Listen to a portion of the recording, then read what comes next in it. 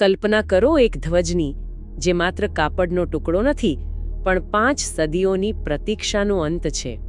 આકાશમાં લહેરાતો એ માત્ર ભગવો રંગ નથી, પણ કરોડો લોકોની આસ્થાના વિજયની ઘોષણા છે. અયોધ્યાના રામ મંદિર પર જ્યારે એ ધર્મધ્વજ લહેરાયો, ત્યારે એક ઇતિહાસ પૂર્ણ થયો અને એક નવા અધ્યાયની શરૂઆત થઈ. સ્વાગત છે તમારું ગગન શિધરાણીની આ નવી ચર્ચામાં. આજે આપણે કોઈ સામાન્ય ઘટનાની વાત નથી કરવાના. આપણે રામ મંદિરના ધ્વજારોહણ પાછળ છુપાયેલા એ ઊંડા રહસ્યોને ખોલીશું, જે કદાચ પહેલી નજરે દેખાતા નથી. બિલકુલ. આ માત્ર એક વિધિ નહોતી, પણ એક સંપૂર્ણ શાસ્ત્રીય, જ્યોતિષીય અને સાંસ્કૃતિક બ્લુપ્રિન્ટ હતી. હા, જેનું દરેક પાસું, દરેક નાની નાની વાત કાળજીપૂર્વક ઘડવામાં આવી હતી. બરાબર. આપણો હેતુ એ સમજવાનો છે કે આ ઘટનાનું મહત્વ શું છે. આ માત્ર મંદિરના નિર્માણની પૂર્ણતા નહોતી. આપણે એ સમજવાનો પ્રયત્ન કરીશું કે કેવી રીતે આ એક ક્ષણે રાષ્ટ્રના ભવિષ્ય માટેના સંકેતો આપ્યા. ચાલો, તો આ દિવ્ય ઘટનાના દરેક સ્તરને, દરેક પ્રતીકને અને તેની પાછળના વિચારને ઊંડાણપૂર્વક સમજીએ. તો શરૂઆત કરીએ સૌથી મૂળભૂત પ્રશ્નથી. પ્રાણ પ્રતિષ્ઠા દ્વારા મૂર્તિમાં જીવનનો સંચાર થયો એ તો સૌ જાણે છે. એ સમારોહ આખી દુનિયાએ જોયો. હા, બિલકુલ. પણ પછી આ ધ્વજારોહણની જરૂર કેમ પડી? કેટલાક શાસ્ત્રોમાં તેને બીજી પ્રાણ પ્રતિષ્ઠા પણ કહેવામાં આવે છે. આનો અર્થ શું છે? આ સમજવું ખૂબ જ રસપ્રદ છે અને આખી ઘટનાના મહત્વનો પાયો પણ છે. જુઓ, ધ્વજારોહણ એ મંદિરના બાંધકામની શાસ્ત્રોક્ત રીતે ફોર્મલ કમ્પ્લીશનનો સંકેત છે. અચ્છા, એટલે કે હવે બધું પૂરું થયું. હા, પણ એનાથી વિશેષ, તે મંદિરને માત્ર એક ઇમારતમાંથી ભગવાનના સંપૂર્ણ સાર્વભૌમ દિવ્ય નિવાસસ્થાન તરીકેની વૈશ્વિક ઓળખ આપે છે. સાર્વભૌમ દિવ્ય નિવાસસ્થાન. બરાબર. આગમશાસ્ત્રો, જે મંદિર નિર્માણ અને પૂજા વિધિના પ્રાચીન ગ્રંથો છે, એ અનુસાર મંદિર એ વાસ્તુપુરુષનું શરીર છે. વાસ્તુપુરુષનું શરીર એટલે કે એક જીવંત સંરચના. બરાબર. એકદમ જીવંત. એ દૃષ્ટિકોણથી જોઈએ તો પ્રાણ પ્રતિષ્ઠા એ ગર્ભગૃહમાં રહેલા હૃદયને જીવંત કરવાની પ્રક્રિયા છે. બરાબર, હૃદયને. પણ જ્યાં સુધી શિખર પર ધ્વજ ન લહેરાય, ત્યાં સુધી તે શરીરનું મસ્તક અધૂરું ગણાય. ઓહ! ધ્વજારોહણ એ મસ્તકને પૂર્ણ કરી મંદિરની આધ્યાત્મિક સાર્વભૌમત્વતા સ્થાપિત કરે છે. એક ઘોષણા છે કે આ સ્થાન હવે બ્રહ્માંડીય ઉર્જા સાથે સંપૂર્ણપણે જોડાઈ ગયું છે. વાહ! એટલે આખા સ્થાપત્યની સાર્વભૌમત્વતાની જાહેરાત. ચોક્કસ. પ્રાણ પ્રતિષ્ઠા આંતરિક ઉર્જા માટે અને ધ્વજારોહણ બાહ્ય જગત માટે તેની ઓળખ સ્થાપિત કરવા માટે. બરાબર. અને ગગનભાઈએ જે રીતે આ દૃષ્ટિકોણને રજૂ કર્યો છે, તે આખી ઘટનાને એક નવો જ અર્થ આપે છે. એવું પણ સાંભળ્યું છે કે આ વિધિ પછી જ મંદિરના તમામ 44 દરવાજા સંપૂર્ણ રીતે કાર્યાત્મક માનવામાં આવ્યા. બિલકુલ સાચી વાત. એ 44 દરવાજા માત્ર પ્રવેશદ્વાર નથી, પણ અલગ અલગ ઉર્જાના પ્રવાહ માટેના માર્ગ છે. અચ્છા. ગર્ભગૃહથી શિખર સુધીની આ યાત્રામાં ધ્વજ એ અંતિમ મહોર છે. જે કહે છે કે આ સ્થળ હવે આધ્યાત્મિક રીતે સંપૂર્ણ સક્રિય થઈ ગયું છે. બરાબર.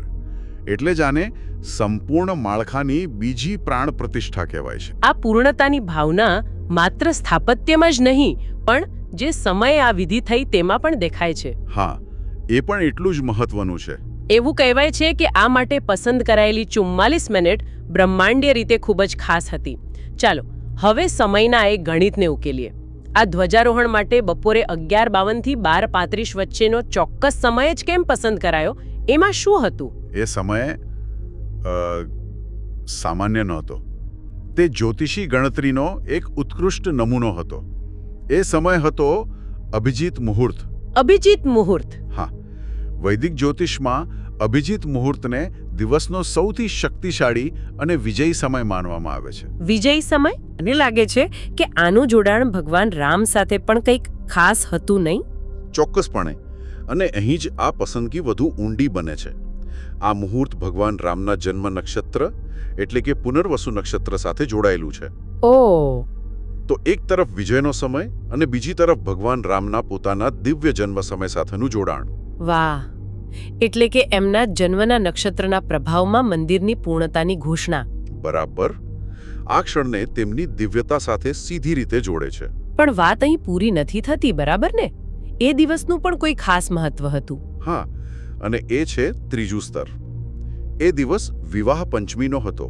ભગવાન રામ અને માતા સીતાના દિવ્ય વિવાહનો દિવસ. બરાબર. આ તિથિ સ્વાભાવિક રીતે વચન, ધર્મ, સન્માન અને નૈતિક નેતૃત્વનું પ્રતીક છે. આ પસંદગી સ્પષ્ટપણે સૂચવે છે કે આયોજન માત્ર ભૌતિક બાંધકામની પૂર્ણતા માટે નહોતું, પણ રામ રાજ્યના ધર્મ અને ન્યાયના આદર્શોની પુનઃસ્થાપના માટેનો એક સંકલ્પ હતો. એકદમ સાચો. અદ્ભુત. એટલે કે વિજય જે અભિજીત મુહૂર્તથી આવ્યો, હા, દિવ્યતા જે જન્મ નક્ષત્રથી આવી, અને ધર્મ જે વિવાહ પંચમીથી આવ્યો. આ તો અકલ્પનીય સંયોજન છે. જાણે કોસ્મિક આર્કિટેક્ટ્સ પ્લાન હોય. બરાબર. જો આ જ્યોતિષીય ગણિતની ઊંડાઈ અને તેની પાછળનો જે વિચાર છે એ પસંદ આવ્યો હોય તો આ ચર્ચાને એક લાઇક તો જરૂરથી આપજો. બિલકુલ. અને ગગનભાઈએ આપેલા તારણ પરથી જો વિચારીએ તો આ મુહૂર્ત દ્વારા ભારતના ભવિષ્ય માટે એક લાંબા ગાળાનું કર્મબીજ રોપવામાં આવ્યો. કર્મબીજ. હા. એ સમયની ગ્રહોની સ્થિતિ પણ ખૂબ જ નોંધપાત્ર હતી. મકર રાશિમાં ચંદ્ર અને વૃશ્ચિક રાશિમાં સૂર્ય મંગળનું મિલન. આનો જ્યોતિષીય અર્થ શું થાય? જ્યોતિષની દૃષ્ટિએ મકર રાશિ સંસ્થાઓ, માળખા અને શાસનનું પ્રતિનિધિત્વ કરે છે. ઓકે. જ્યારે વૃશ્ચિક રાશિ પરિવર્તન, રહસ્યો અને પુનર્જન્મની રાશિ છે. સૂર્ય મંગળનું ત્યાં હોવું એ લાંબા સમયથી દબાયેલી રાષ્ટ્રીય સ્મૃતિના પુનરુત્થાન અને સંસ્થાઓની મજબૂતી તરફ ઇશારો કરે છે. ખૂબ જ ઊંડી વાત છે. મતલબ કે આ સમયની પસંદગી માત્ર એક શુભ મુહૂર્ત નહોતી, પણ આવનારા દાયકાઓ માટે એક દિશા નિર્ધારિત કરવાનો પ્રયાસ હતો. બિલકુલ. ચાલો હવે વાત કરીએ એ ધ્વજની, જેના પર સૌની નજર હતી. એ માત્ર ભગવા રંગનો ધ્વજ નહોતો. 22 ફૂટ લાંબા એ ધ્વજ પર ખાસ ચિહ્નો હતા, જે પોતાની એક અલગ જ વાર્તા કહે છે. હા, એ ધ્વજ પોતે જ એક ગ્રંથ સમાન છે. તેને પેરાશૂટ ગ્રેડ કાપડથી બનાવવામાં આવ્યો હતો, જે તેની મજબૂતી અને ટકાઉપણાનો સંકેત છે. બરાબર. અને તેના પર હાથ વડે 3 દિવ્ય પ્રતીકોનું ભરતકામ કરવામાં આવ્યું હતું. પહેલું હતું સૂર્ય. સૂર્ય, કારણ કે ભગવાન રામ સૂર્યવંશી હતા. હા, સૂર્ય એ માત્ર ઊર્જાનો સ્ત્રોત નથી, પણ તે ભગવાન રામના સૂર્યવંશનું પ્રતીક છે. અને સાથે સાથે સત્ય, પ્રકાશ અને ન્યાયપૂર્ણ શાસનનું પણ પ્રતીક છે. બીજું પ્રતીક હતું ઓમ. ઓમ તો સનાતન ધર્મનું હૃદય છે. બરાબર. તે નિર્ગુણ બ્રહ્મ અને બ્રહ્માંડીય આધ્યાત્મિક સ્પંદનનું પ્રતીક છે. તેનું ધ્વજ પર હોવું એ મંદિરની અંદરની દિવ્યતાને મૂર્તિમંત કરે છે. એ જાણે કહે છે કે આ સ્થાન બ્રહ્માંડના મૂળભૂત ધ્વનિ સાથે જોડાયેલો છે. અને ત્રીજું અને કદાચ સૌથી રસપ્રદ પ્રતીક હતું કોવિદાર વૃક્ષ. હા, આ વૃક્ષ વિશે ઘણા લોકો જાણતા નથી. ખરું. તે રામ રાજ્યના આદર્શો, પવિત્રતા અને સમૃદ્ધિનું પ્રતીક છે.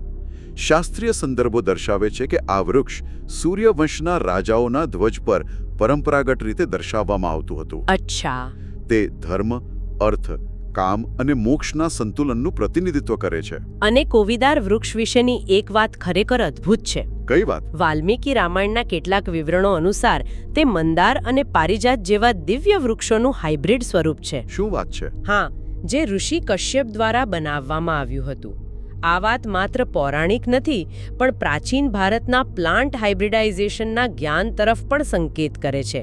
આ કેટલું અકલ્પનીય છે. સાચી વાત.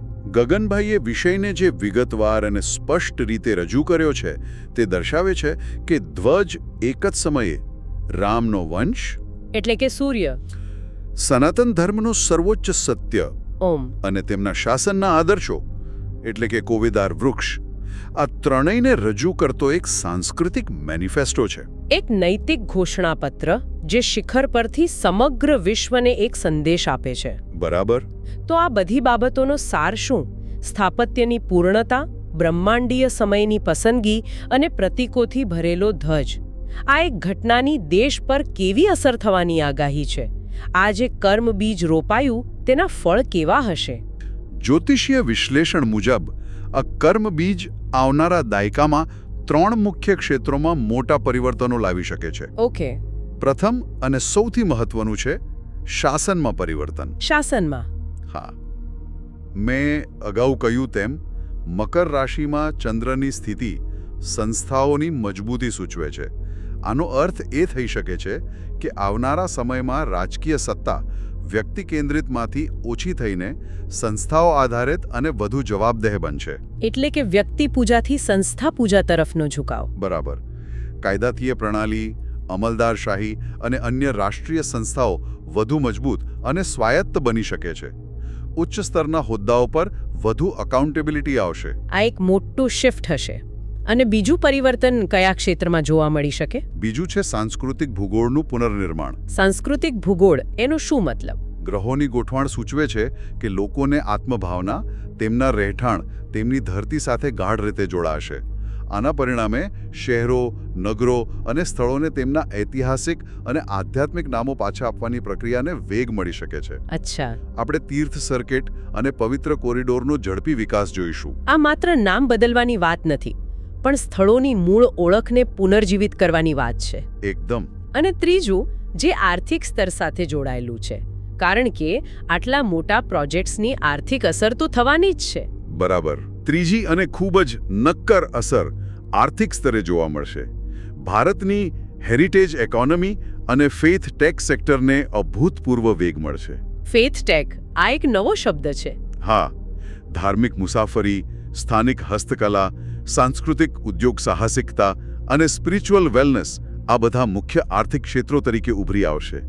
અને આ બધા માટે અયોધ્યા એક મોડેલ તરીકે કામ કરશે, જે દર્શાવશે કે આધ્યાત્મિક પુનરુત્થાન કેવી રીતે આર્થિક વૃદ્ધિનું એન્જિન બની શકે છે. ચોક્કસ. આ માત્ર ભારતમાં જ નહીં પણ વૈશ્વિક સ્તરે પણ એક કેસ સ્ટડી બનશે. આ ખરેખર એક ભવિષ્યલક્ષી વિશ્લેષણ છે. જો તમને પણ લાગતું હોય કે શ્રદ્ધા, સંસ્કૃતિ અને અર્થતંત્રનું આ જોડાણ દેશ માટે નવા દરવાજા ખોલી શકે છે, તો અમારી ચેનલને સબસ્ક્રાઇબ કરવાનું વિચારજો, જેથી આવી કોઈ ઊંડાણપૂર્વકની ચર્ચા ચૂકી ન જવાય. તો આ બધી ચર્ચાનો સાર એ છે કે રામ મંદિર પર ધ્વજારોહણ એ માત્ર એક ઇમારતની પૂર્ણતા નહોતી. ના, બિલકુલ નહીં. તે શ્રદ્ધા, ત્યાગ, સદીઓની ધીરજ અને સંસ્કૃતિના પુનરુત્થાનનું એક જીવંત પ્રતીક હતું. એ 44 મિનિટમાં માત્ર ધ્વજ નહોતો લહેરાયો, પણ કરોડો લોકોની આસ્થા અને સંકલ્પ આકાશમાં સ્થાપિત થયા હતા. અને ગગનભાઈના વિશ્લેષણ પરથી સ્પષ્ટ થાય છે કે આ માત્ર એક ઐતિહાસિક ઘટના નથી, પરંતુ ભવિષ્ય માટેનો એક સંકલ્પ છે. બરાબર. આ ધ્વજ એ વાતનું સંકેત છે કે રામ રાજ્યના આદર્શોને વાસ્તવિકતામાં જીવવાની યાત્રા હવે શરૂ થઈ છે. મંદિરનું નિર્માણ પૂર્ણ થયું, પણ મિશન હવે શરૂ થયું છે. હા, ધ્વજ એ પૂર્ણતાની સાથે સાથે એક નવા આરંભની પણ નિશાની છે. બહુ સરસ વાત કહી. એ ધ્વજ મંદિરને પૂર્ણ જાહેર કરે છે, પણ મંદિર તો માત્ર એક માળખું છે, એક પ્રતીક છે. સાચી વાત. અસલી પડકાર તો સમાજમાં, શાસનમાં અને આપણા સૌના જીવનમાં રામ રાજ્યના આદર્શોનું નિર્માણ કરવાનો છે. બિલકુલ. આ ધ્વજ એ જ નિરંતર મિશનની યાદ અપાવતો રહેશે. અહીંથી એક પ્રશ્ન ઊભો થાય છે, જેના પર આપણે સૌએ વિચારવું જોઈએ. કયો પ્રશ્ન? ઓ હોઈ શકે, શું પરંપરા અને આધુનિકતાનું એવું સંતુલન શક્ય છે જે ખરેખર સૌ માટે કલ્યાણકારી હોય? એ વિચારવા જેવો પ્રશ્ન છે, નહીં? ચોક્કસ. આ વિચાર પર મંથન કરજો, અને જો આપણી ચર્ચાઓ તમને વિચારવા માટે પ્રેરણા આપતી હોય તો આ પરિવાર સાથે જોડાવા માટે સબસ્ક્રાઇબ બટન જરૂર દબાવજો. શિખર પર લહેરાતો આ ધ્વજ આવનારી પેઢીઓને હંમેશા એ યાદ અપાવતો રહેશે કે મોટા સંકલ્પોને સાકાર કરવા માટે અતૂટ શ્રદ્ધા અને નિરંતર પ્રયાસ જરૂરી છે. તે હંમેશા વિશ્વાસ, એકતા અને ધર્મનિષ્ઠાની પ્રેરણા આપતો રહેશે. ગગનસિંહ ધરાણીની આ નવી ચર્ચા સાંભળવા બદલ આપ સૌનો ખૂબ ખૂબ આભાર.